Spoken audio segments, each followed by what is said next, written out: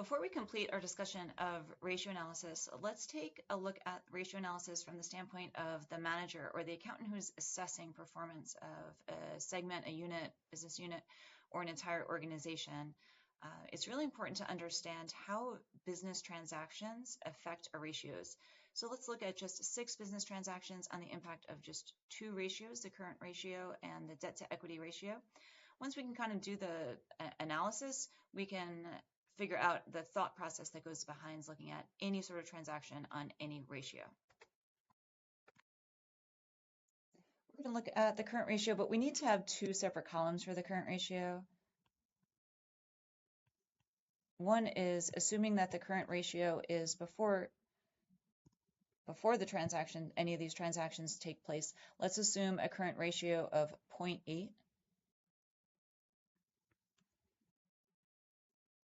And then let's also look at the impact of each transaction on a current ratio, assuming that the current ratio before the transaction was over 1. So under 1 and over 1, let's say 1.2.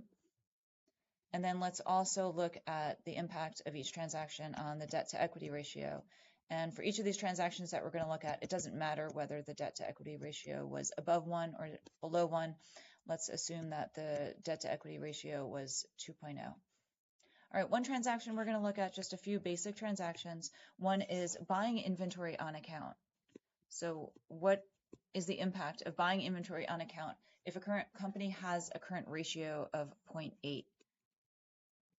Now, when we're an actual manager, we'll know exactly what the dollar amount is of buying the inventory. The actual dollar amount doesn't matter here when we look at the impact on the current ratio.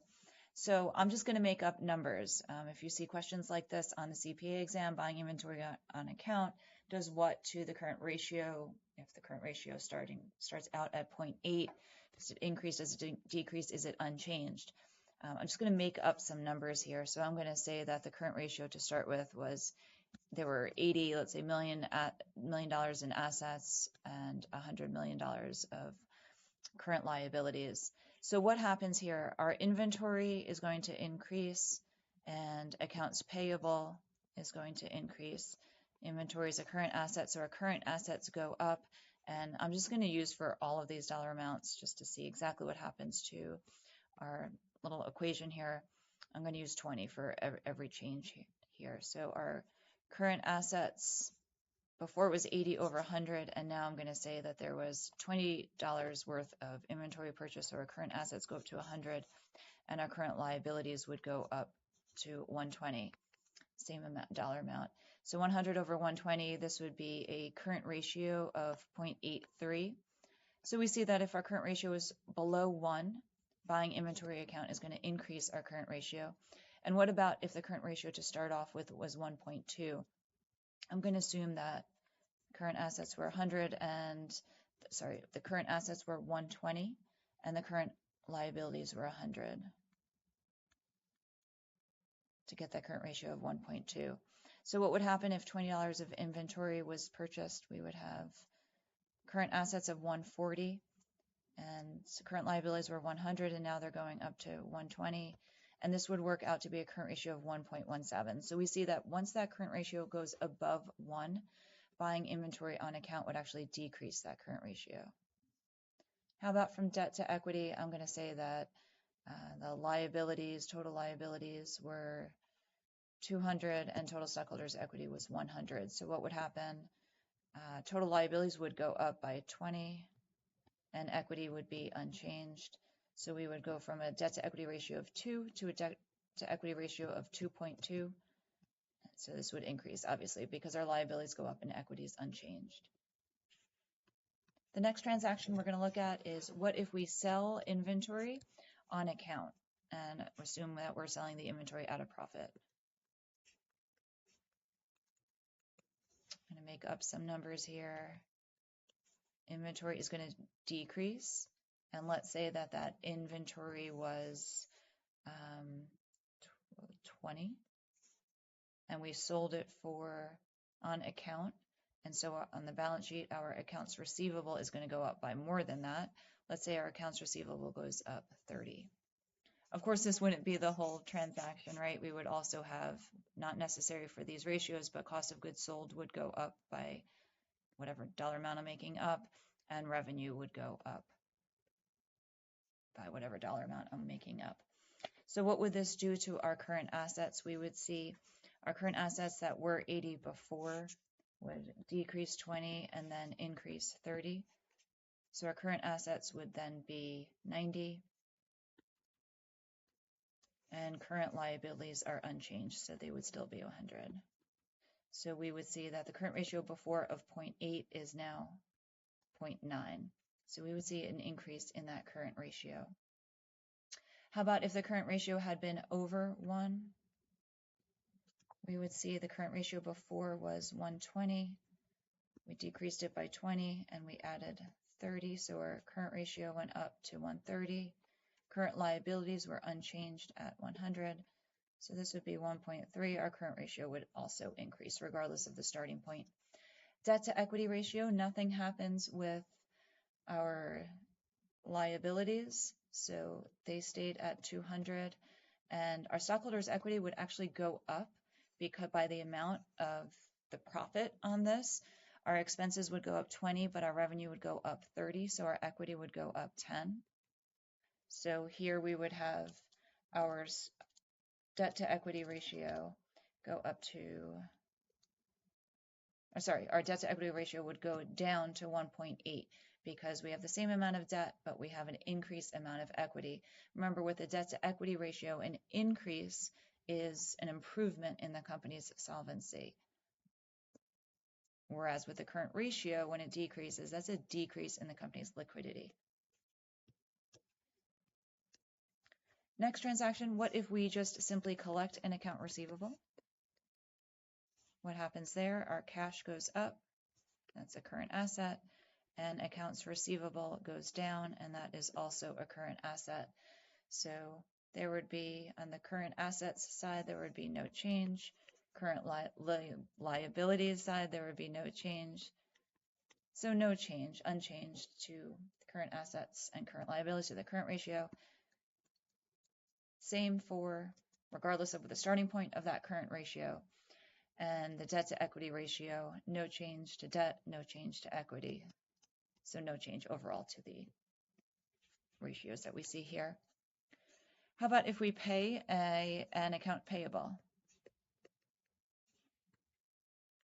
Cash is going to decrease, so our current assets go down, and accounts payable would decrease, so our current liabilities would go down. Here we had a current ratio to begin with, 80 over 100. And let's just say we paid a $20 bill with $20 cash. So 80 current assets, we subtract 20 because we spent cash. And then our liabilities are going to decrease by 20 because we paid off this current liability. So we have 60 over 80 or 0.75. The current ratio before was 0.8. We've paid off a bill. And because that previous current ratio was actually less than 1, we're going to see a decrease in the current ratio. However, if it was greater than 1, what numbers do we use here? 120 over 100. Okay, we're paying out $20 cash, but we're reducing our smaller denominator by 20. So we have 100 over 80, which is a current ratio of 1.25. The previous current ratio was 1.2. So we'll see an improvement. And with our debt to equity ratio of 2, we said it was 200, we made up numbers 200 over 100. Our current total liabilities in the numerator is going to decrease. If I make up the number 20, our equity stays the same. So the debt to equity ratio was 2 before, now it's 1.8. So this decreased, which was favorable to the company's solvency. What if we issue bonds? Implicitly, when we issue bonds, we're receiving cash. So cash goes up, current assets increase, and bonds payable are long-term liabilities, so our total liabilities go up.